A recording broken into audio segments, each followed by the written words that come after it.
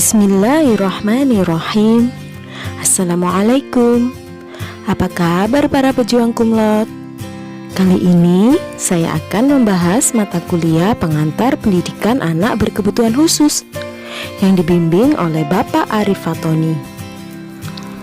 Materi pembahasan kali ini adalah modul 1, Hakikat Pendidikan Khusus. Mengingat pentingnya pembahasan pada modul 1 ini, diharapkan kita mampu menjelaskan pengertian berbagai istilah yang terkait dengan pendidikan khusus dari berbagai sumber, serta mengidentifikasi berbagai jenis anak dengan kebutuhan khusus. Pembahasan modul ini berdasarkan pada kegiatan belajar 1, yaitu Hakikat Pendidikan Khusus. Sebelum pembahasan dimulai, izinkan saya memperkenalkan diri.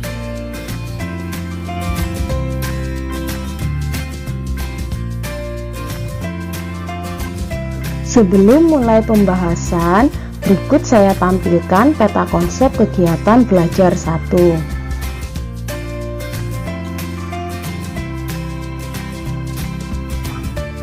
Peta konsep ini dapat membantu kita memahami isi pembahasan dengan lebih mudah.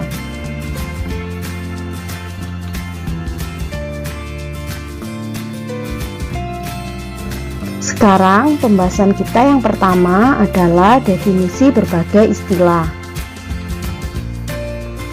Sebelum terbitnya Undang-Undang Republik Indonesia Nomor 20 Tahun 2003 tentang Sistem Pendidikan Nasional, istilah yang digunakan untuk anak berkebutuhan khusus adalah anak luar biasa, dan pendidikan bagi anak-anak ini disebut sebagai pendidikan luar biasa, yaitu pendidikan bagi anak yang memiliki keluarbiasaan.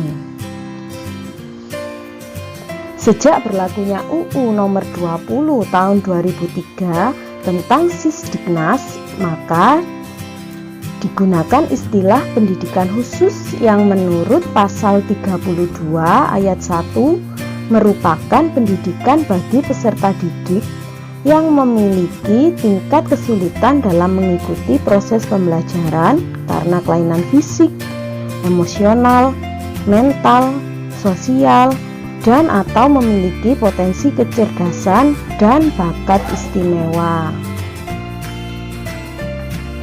Sejalan dengan PP Nomor 17 Tahun 2010 Pasal 29, istilah anak berkebutuhan khusus atau ABK digunakan sebagai istilah umum untuk semua anak yang mempunyai kebutuhan khusus karena kelainan fisik, emosional, mental, sosial, dan atau kecerdasan serta bakat istimewa yang dimilikinya. Dan untuk menggantikan berbagai istilah yang selama ini digunakan, yaitu anak luar biasa dan anak atau peserta didik berkelainan.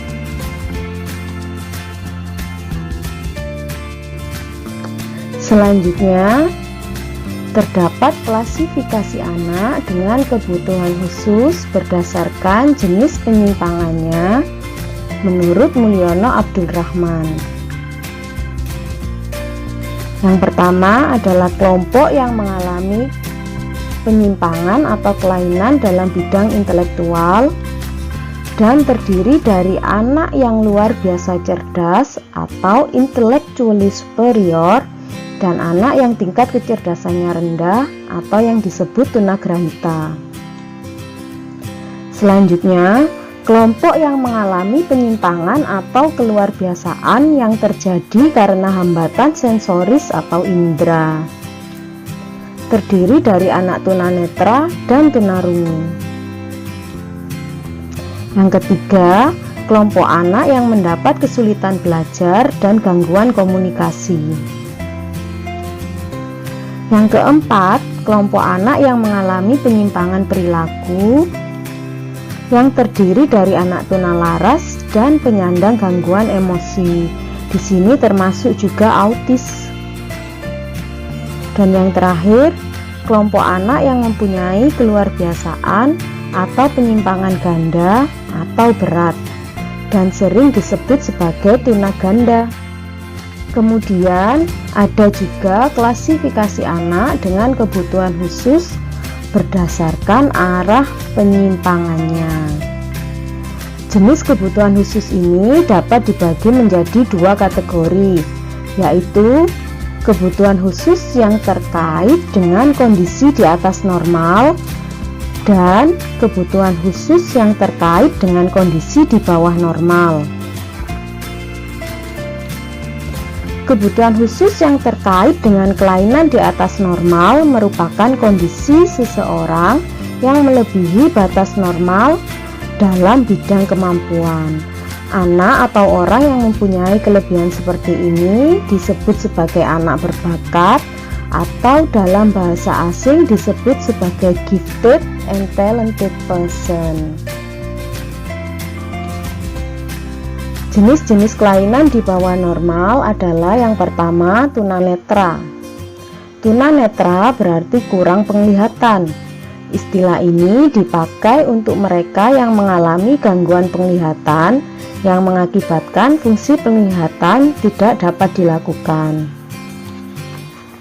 Yang kedua, ada tunarungu. Dikarenakan bagi mereka yang mengalami gangguan pendengaran mulai dari yang ringan sampai yang berat. Kemudian yang ketiga, ada gangguan komunikasi.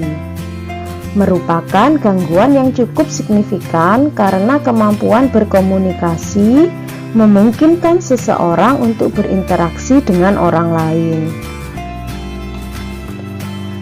Yang keempat, ada tunagrahita atau cacat mental, di mana kemampuan mental yang berada di bawah normal. Tolok ukur yang sering dikenakan untuk ini adalah tingkat kecerdasan atau IQ. Yang kelima, ada tunadaksa. Secara harfiah berarti cacat fisik, di mana anak tersebut tidak dapat menjalankan fungsi fisiknya secara normal. Yang keenam, ada tunalaras. Padanan dari istilah behavior disorder dalam bahasa Inggris. Kelompok tunalaras sering juga dikelompokkan dengan anak yang mengalami gangguan emosi atau emotionally disturbance. Yang ketujuh, ada anak berkesulitan belajar. Anak-anak yang mendapat kesulitan belajar bukan karena kelainan yang dideritanya. Anak-anak ini pada umumnya mempunyai tingkat kecerdasan yang normal, namun tidak mampu mencapai prestasi yang seharusnya karena mendapatkan kesulitan belajar. Dan yang terakhir, ada tunaganda. Sesuai dengan makna istilah tunaganda, kelompok penyandang kelainan jenis ini adalah mereka yang menyandang lebih dari satu jenis kelainan. Tentu dapat dibayangkan betapa besarnya kelainan yang disandang, yang tentu saja berdampak pada kompleksnya layanan pendidikan yang seyogyanya disiapkan. Alhamdulillahirabbil alamin. Kita telah selesai mempelajari modul 1 kegiatan belajar 1. Dari pembahasan tersebut dapat disimpulkan bahwa kebutuhan khusus dapat dimaknai sebagai kebutuhan khas setiap anak terkait dengan kondisi fisik, emosional, mental, sosial, dan atau kecerdasan atau bakat istimewa yang dimilikinya. Dengan demikian, kita sebagai guru diharapkan dapat menunjukkan pemahaman teoritik mengenai anak berkebutuhan khusus serta menerapkannya dalam pemberian layanan dasar pendidikan bagi anak berkebutuhan khusus secara empatik. Cukup sekian dari saya. Semoga kita selalu diberi kemudahan dan kelancaran dalam mendidik dan mencerdaskan anak bangsa. Wassalamualaikum.